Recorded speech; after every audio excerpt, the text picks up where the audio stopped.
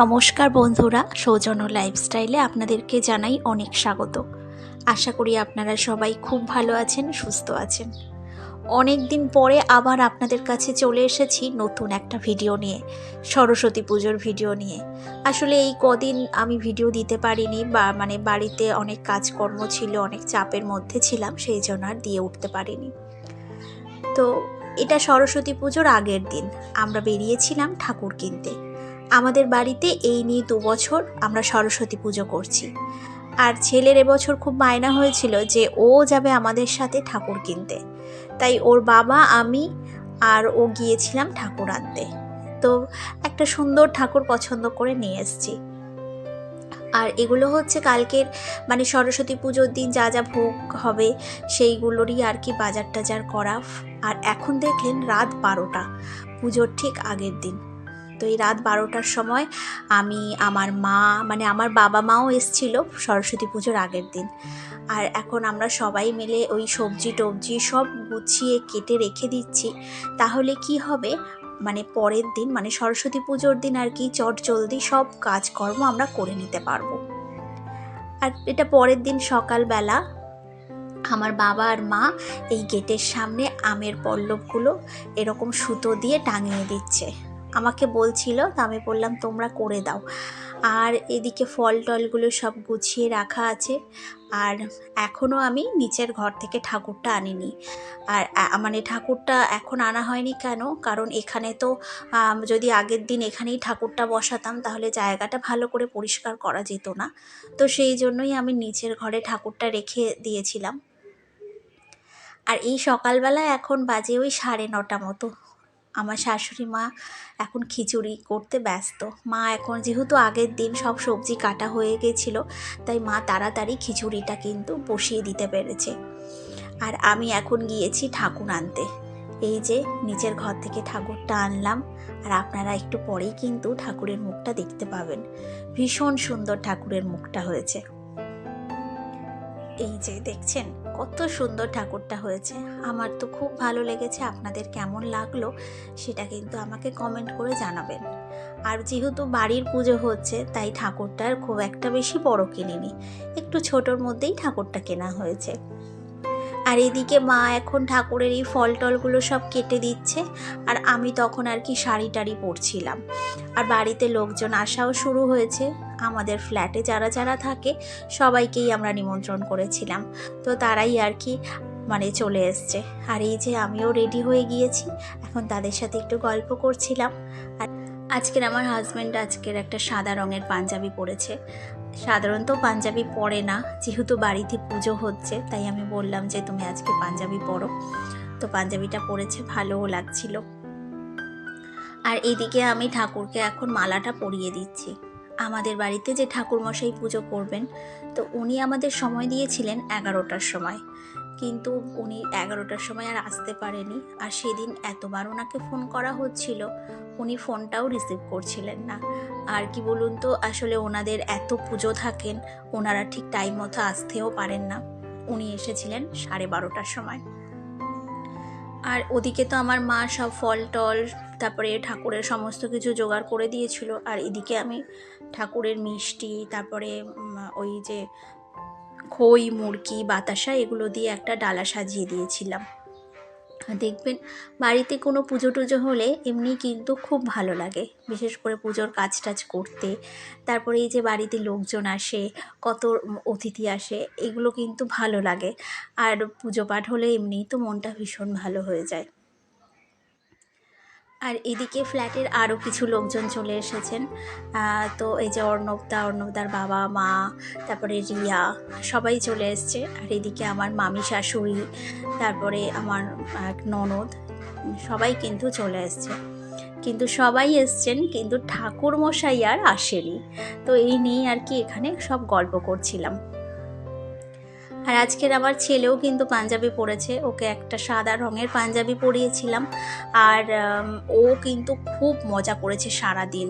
আর কি বলুন তো, বড়দের থেকে ছোটদের মজাটা যেন সব থেকে বেশি হয়। আর এদিকে এখন ঠাকুরমশাই চলে এসেছেন, এদিকে আমাদের বোনও হচ্ছে।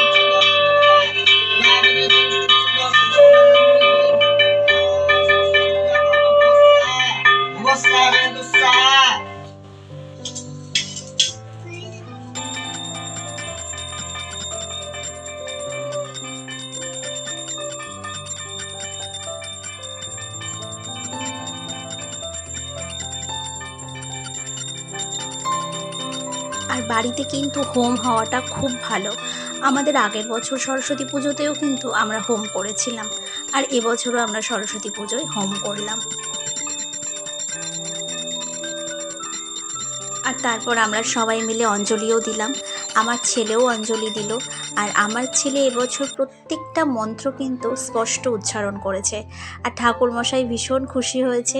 ঠাকুরমশাই তো খুশি হয়েছেন, বাড়ির প্রত্যেকেই খুশি হয়েছেন ওর মন্ত্রপাঠ শুনে, মানে অঞ্জলি দিচ্ছিল। আর আমি তো খুবই খুশি হয়েছিলাম যে আমার ছেলে কতটা বড় হয়ে যাচ্ছে, যে ও কত সুন্দর করে ঠাকুরের মন্ত্রপাঠ করে অঞ্জলি দিচ্ছে। আর তারপর এদিকে সবাই এখন খিচুড়ি ভোগ খাবে, আর আমি এদিকে সব ওই পাঁপড়, তারপরে বেগুনি, এগুলো সব ভেজে দিচ্ছি। আর এদিকে মোটামুটি ওই বেগুনি, তারপরে পাঁপড় ভাজা, এগুলো সব মানে মোটামুটি ভাজা হয়ে গেছে। এবার আমি সবাইকে খেতে দেবো। তো আমার বাবা, তারপরে মানে দুই বাবা, শ্বশুরমশাই আর আমার বাবা দুজনকেই আর কি আমি খেতে দিচ্ছি। আর খিচুড়িটা এত গরম, মানে হাতে আমি ধরেও রাখতে পারছিলাম না। তো আমার বাবাকে যখন দিচ্ছি, বাবা বলছে না না এখন আর দিস না, পরে দিবি। আর তারপর দুই বাবার খাওয়া হয়ে যাওয়ার পর আমার দুই মা আর মামি শাশুড়ি খেতে বসেছেন। তো সবাইকে খাইয়ে টাইয়ে তারপর আমি আর আমার হাজব্যান্ড খেতে বসেছিলাম, আর ছেলেকে আগে খাইয়ে দেওয়া হয়েছে। আর আমার শাশুড়ি মা খিচুড়ি ভোগ করেছিল, তারপরে আলুর দম, সত্যি খুব সুন্দর হয়েছিল খেতে, খুবই ভালো লাগছিল। আর এটা হচ্ছে সন্ধ্যাবেলায় এখন ঠাকুরের জন্য লুচি, তারপরে যা যা দেওয়া হবে, লুচি, আলু ভাজা, বেগুন ভাজা, এগুলো আর কি আমার মা সব ভেজে দিয়েছে।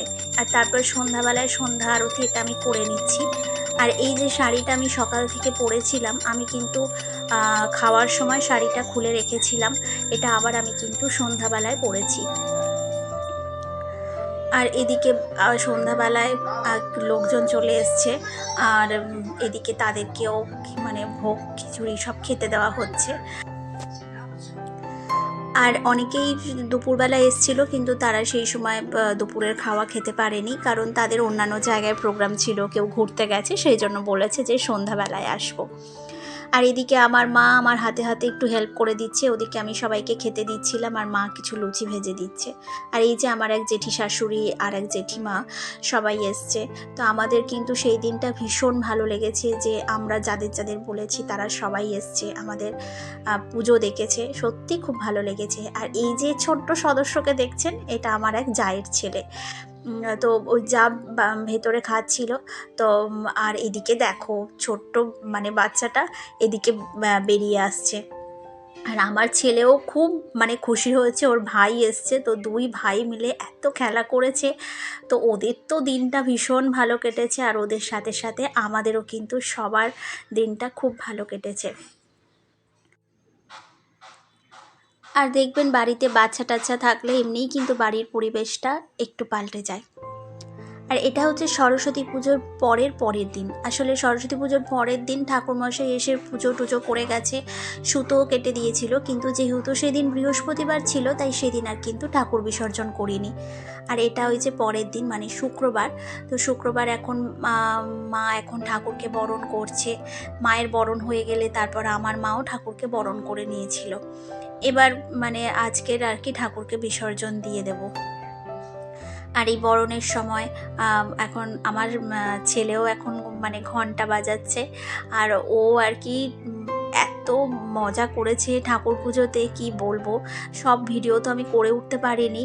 আর ওর যে একটা ছোট্ট গিটার ছিল, ও শেষের দিকে কি করেছে, মা সরস্বতীর পাশে ওর ওই গিটারটা রেখে দিয়েছিল, মানে গিটার রেখে সেখানে মিউজিক বাজিয়েছিল, যাতে মা সরস্বতী খুব খুশি হয়।